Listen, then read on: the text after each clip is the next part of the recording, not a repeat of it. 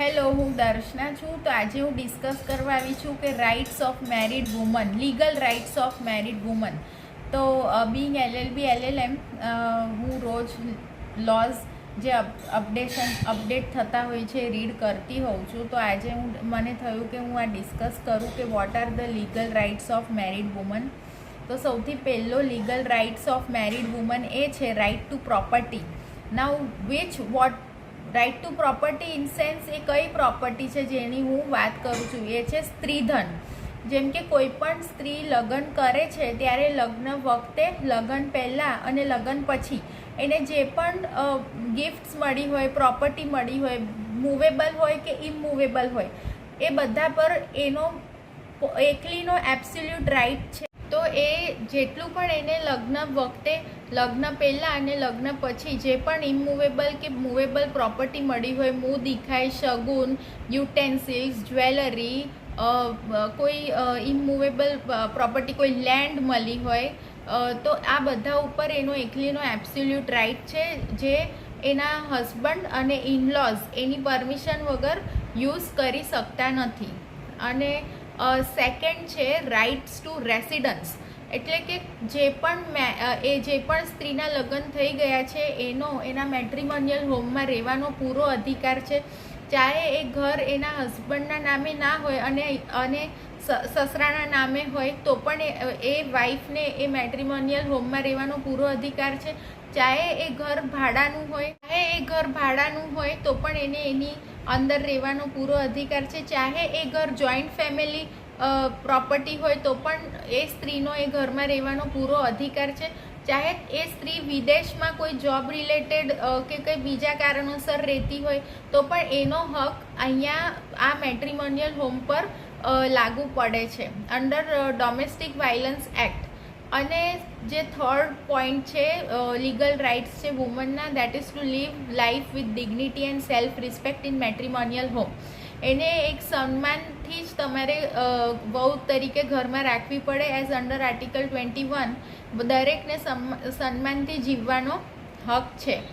અને that is કે to live a life with self respect and dignity is that to live life with self respect and dignity. That means કે અગર એના હસબન્ડનું standard of living high છે તો that is કે વાઈફનું પણ સ્ટેન્ડર્ડ ઓફ લિવિંગ એના હસબન્ડે એવું જ હાઈ મેન્ટેન રાખવું પડે. સપોઝ કે એના હસબન્ડનું એટલું બધું સોર્સ ઓફ ઇન્કમ નથી તો પછી વાઈફે પણ એવી રીતે એના હસબન્ડ સાથે એડજસ્ટ કરીને રહેવું પડે. હવે જેમ કે જે મેં પોઈન્ટ ડિસ્કસ કર્યો છે, first point is the rights to property, second is to live with self respect and dignity, third is the right to live in matrimonial home. She has a legal right to live in matrimonial home. પણ આનું એક exception છે. અગર સાસુ અને સસરાને torture કરતી હોય તો સાસુ સસરા વહુને અંડર સિનિયર સિટીઝન એક્ટ એ લોકો વહુને ઘરમાંથી કાઢી મૂકી શકે છે અથવા તો રાઇટ ટુ ઇવિક્શનનું સૂટ ફાઇલ કરી શકે છે. અને પછી ફોર્થ છે કે અગર સપોઝ એ વિધવા થઈ જાય છે, સ્ત્રી વિધવા થઈ જાય છે તો પણ એને એના વરની પ્રોપર્ટી પર પૂરો હક હોય છે.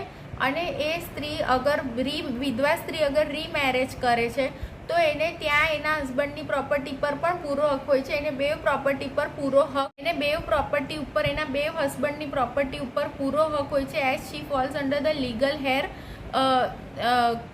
એ લીગલ હેરની શ્રેણીમાં કહેવાય છે. અને સપોઝ એ રીમેરેજ નથી કરતી તો એનું મેન્ટેનન્સ વિધવા હોય તો એના સસરા પાસે માંગી શકે છે. અને હવે સપોઝ એક વિધવા વિલ બનાવ્યા વગર ગુજરી જાય છે તો એના પહેલાં હસબન્ડથી થયેલા છોકરાઓ અને એના બીજા હસબન્ડથી થયેલા છોકરાઓ બધાનો હક એની પ્રોપર્ટી પર લાગુ પડે છે.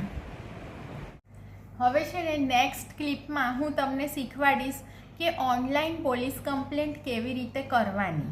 કારણ કે આપણે આ બધું જ શીખવું જોઈએ, જેનાથી શું કે કોઈ પણ આપણને હેરાન કરતું હોય અથવા કે ટોર્ચર કરતું હોય તો આપણે એને આપણે મુંતોડ જવાબ આપી શકીએ. અને આ જે પણ પ્રોસિજર આપણે કરીએ છીએ લીગલ પ્રોસિજર્સ, એમાં ક્યાંય ડરવા જેવું હોતું નથી. અને અમથું પણ તમે જ્યારે કોઈથી પણ ડરી જાઓ છો ત્યારે તમને ખબર નથી હોતી એ વ્યક્તિ અસલમાં આપણાથી વધારે, એને આપણો ડર વધારે લાગતો હોય છે પણ તેમ છતાંય આપણને ડરાવતું હોય છે. એટલે ક્યારેય કોઈથી ડરવું નહીં, ઇમિડિયેટલી લીગલ એડ જ યુઝ કરવા.